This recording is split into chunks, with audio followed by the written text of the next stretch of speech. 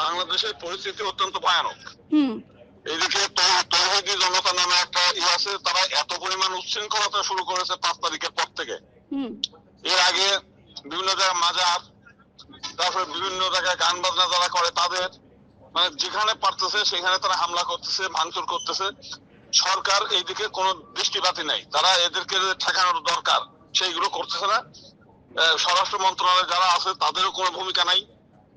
আর এদেরকে রুখে দেওয়ার জন্য যারা সমাজের মানুষ যারা সবাই মিলেমিশে থাকতে চায় তারা এগিয়ে আসে না। তারা প্রত্যেকে নিজের নিজের নিরাপদ অবস্থান নিয়ে চুপচাপ থাকে, এইগুলো এদের কিছু বলে না। যে কারণে তারা দিনকে দিন এতটা বেশি বেপরোয়া হয়ে গেছে যে তারা আজকে দেখেন একটা ছেলেকে মিথ্যা অজুহাতে, ধর্ম অবমাননার অজুহাত, এতে ধর্ম যে অবমাননা হয়েছে এই কথাটা কেউ জানে না। তারা ওখানে আগুন মানে পিটিয়ে তাকে হত্যা করে গাছের সঙ্গে ঝুলিয়ে তারপরে খড়কুটা দিয়ে তার গায়ে আগুন জ্বালিয়ে দিয়েছে। পৃথিবীর এত মানে এই ধরনের এত একটা নৃশংসতম ঘটনা পৃথিবীতে দ্বিতীয় আছে কিনা সন্দেহ। এর আগেও একটা মুক্তিযোদ্ধা পরিবারের সেই রাতের অন্ধকারে কে বা কারা হত্যাকাণ্ড করছে। মানে গ্রামের মধ্যে প্রত্যেকেই আতঙ্কের মধ্যে অবস্থান করছে। মানে খুন, মানে তারপরে বিভিন্ন জায়গায় হামলা একের পর এক চলছে। একদমই সংখ্যালঘুরা নিরাপত্তাহীনতায় ভুগছে, অসুরক্ষিত রয়েছে। আপনারা একটা হিন্দুত্ববাদী সংগঠন, আপনারা কি করছেন তাদের জন্য? না, আমাদের হাতে তো ক্ষমতা নাই। আমরা তো একেবারেই সাধারণ মানুষ, নিরীহ মানুষ। আমরা একমাত্র বিভিন্ন বিক্ষোভ প্রতিবাদ এই পর্যন্ত করতে পারি। আমাদের হাতে তো কোনো পাওয়ার নাই, যে কারণে আমরা কিছুই করতে পারি না। অসহায় অবস্থার মতো দেখা ছাড়া তার কিছু করার নাই। আর এই মানববন্ধন করলে কি হয়, বিক্ষোভ করলে কি হয়, এটা সরকারকে বার্তা জানাতে হয় যে আপনারা এই ব্যাপারে ব্যবস্থা নেন। সরকারও সেই তৌহিদি জনতার পক্ষে, জঙ্গিদের পক্ষে। তো সেখানে আমরা কি করবো? এটা আজকে ঘটছে তা না, এর আগে তো শেখ হাসিনার আমলেও তারাই এই জঙ্গিপনা গুলো তৈরি করে গেছে। গত 15 বছর ধরে তারা এই দেশে যত জঙ্গিপনা তৈরি করে গেছে তার ফলাফল একদিনে তো একজন মানুষ ডাক্তার হয় না, একদিনে একটা মানুষ জঙ্গি হয় না। এই জঙ্গি গুলো তৈরি করে গেছে সে। এখন সে ওইখানে ভারত তাদেরকে আশ্রয় দিয়েছে। এখন একজনের খুন হয়েছে, সেই খুনের পরবর্তীকালে একের পর এক ঘটনাগুলো ঘটছে। কিন্তু শেখ হাসিনাকে সারা পৃথিবীতে কেউ পছন্দ করে না। কিন্তু শেখ হাসিনার আমলে আপনি বলতে পারবেন না আরো বাংলাদেশের হিন্দুদের অবস্থান অনিরাপদ করে রাখছে। কিন্তু আমরা ভারতবর্ষ হিসেবে এরা ভারত বিরোধী বলতে গেলে ভারত তো পায় না কাছে। ভারতে যে কজন হিন্দু আছে এই হিন্দুদেরকে ভারতের দোষর মনে করে এই হামলাগুলো হচ্ছে। কিন্তু হাসিনার আমলে হিন্দুদের সঙ্গে এই ধরনের নির্যাতনের খবর তো আমরা পাইনি। না না, আপনারা পাবেন না কেন?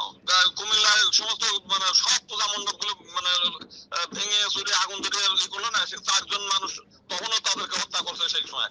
তারপরে নাসিরনগরের ঘটনা ঘটেছে, রংপুরের ঘটনা ঘটেছে, যশোরের ঘটনা ঘটেছে। ঘটবে না কেন?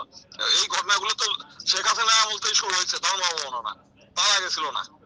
এতে এই মহিলাই প্রথম বাংলাদেশকে ইসলাম করতে চায়, মদিনা সনদ বাস্তবায়ন করতে চেয়েছে, নবীর দেখানো পথে দেশ চালাতে চাইছে। সে নবীর দেখানো পথে বলতে গেলে নবী তো নিজের হাতে সেই মক্কা থেকে প্রতিমা ভাঙচুর করছে। এইগুলো তো তৈরি করে দিয়ে গেছে সে।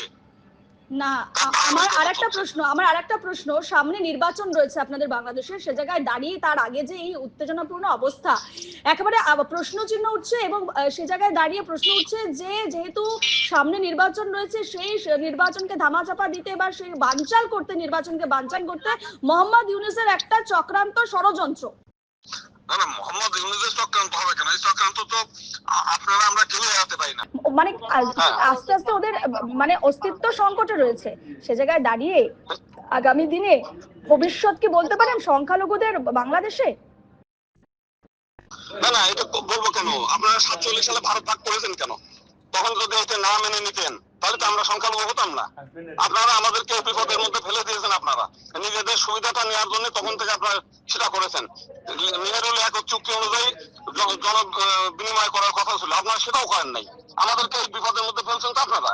নেহেরুল একক চুক্তি করে নিজেদের সুবিধাটা আপনারা সবসময় আদায় করেন, আর বাংলাদেশের মাইনরিটিদেরকে ভিকটিম বানায় ব্যবহার করছেন।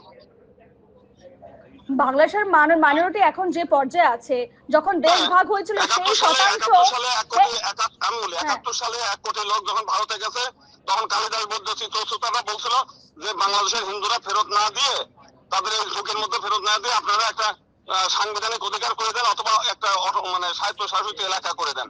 ইন্দিরা গান্ধী তাদেরকে লাঠি দিয়ে বের করে এমনকি ট্রাকে করে ফেলে দিয়ে গেছে বাংলাদেশের মধ্যে। সেই তো ইতিহাস সবাই জানে, সেই ইতিহাস সবাই জানে দাদা, সেই ইতিহাস সবাই জানে, কিন্তু আস্তে আস্তে সংখ্যালঘু কমলো কেন বাংলাদেশে, কিভাবে কমলো? কমলো তো এটার কারণে আপনারা তো আমাদেরকে সেভাবে, আপনারা কোন সময় বলেছেন যে বাংলাদেশের হিন্দুদের ব্যাপারে একটা রক্ষা কবচ করে দেই শেখ হাসিনাকে বলে?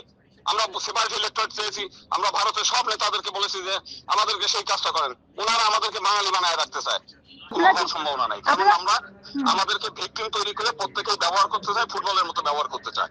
আর বাংলাদেশের কেউই কোনো মুসলিম, শেখ ইউনূস বলেন, শেখ হাসিনা বলেন, খালেদা জিয়া বলেন, কেউ হিন্দুদের সুরক্ষার জন্য কোনো ব্যবস্থা নেয় না।